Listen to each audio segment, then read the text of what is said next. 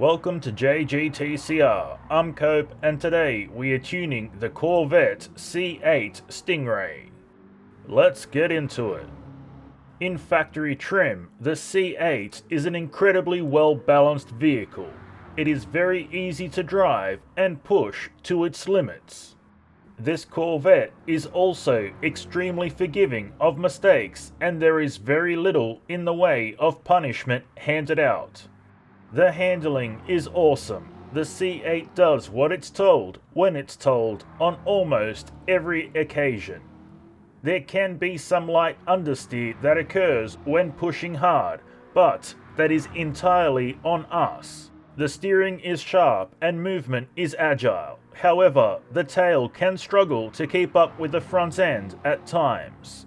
The power is substantial and gets us up and moving quite quickly, but we must make sure to keep it in power band to maintain responsiveness. 5,000 RPM plus is where it's at. Anything below this level can get easily bogged down. Power delivery is quite good. There is a bit of wheel spin, but most of the power hits the tarmac. When slides do occur, the tail leads the way. However, it usually tries to drag us off the circuit, so limit drift to maintain control. The brakes are solid and slow down appropriately. There are no issues to report. Let's collect our time.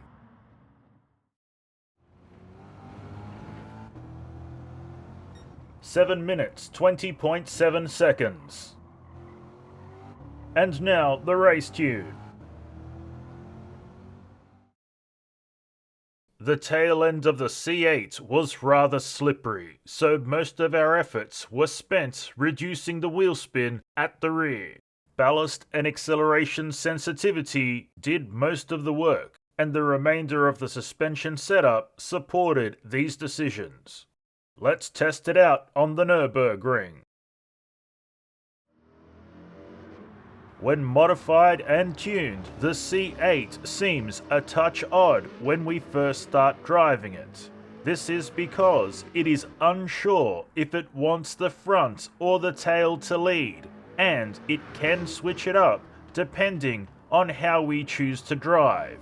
This Corvette is a fast and reasonably stable vehicle. It should be able to get sub 6 minutes with a few more laps and a few more tweaks. However, we must adhere to the 4-lap limit in the Tuner Series rules. The handling has been sacrificed somewhat for better traction, but it still performs well. We can have some light bouts of understeer at times when pushing, but it is far less impactful than the factory understeer we experienced. For the most part, the steering is great. It responds well to inputs and moves quickly and accurately on circuit. The power has increased considerably, and it is noticeable on every touch of the throttle. This can make it seem a bit too eager to get going at times. The power delivery is aggressive, but not as much as one would think considering the output and layout.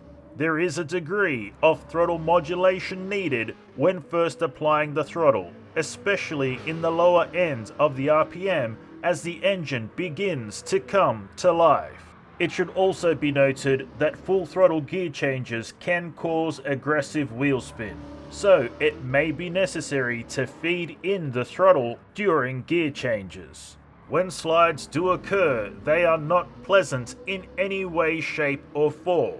The tail attempts to drag the car off circuit, and gripping up can be jarring, so correct skids as soon as possible. The brakes are considerably solid. They do a stellar job of slowing us down and maintain a great level of stability. Let's collect our time. 6 minutes, 2.5 seconds. And now, the drift tune. We tried to maintain the balance of the C8 when tuning for drifting. As such, the only elements we have changed are the tyres, the natural frequency, differential settings, and ballast settings. Let's drift Suzuka. Due to its format and layout, the C8 can be somewhat awkward to drift when we start. However, once we get used to how it wants to be drifted, it's actually very stable and controllable while drifting. The handling is very attentive to our inputs and also quite nimble, making it easy to place on track. There is plenty of power to drift with, and it easily bakes the tyres in all 8 gears. The power delivery is considerably smooth, especially for an MR vehicle.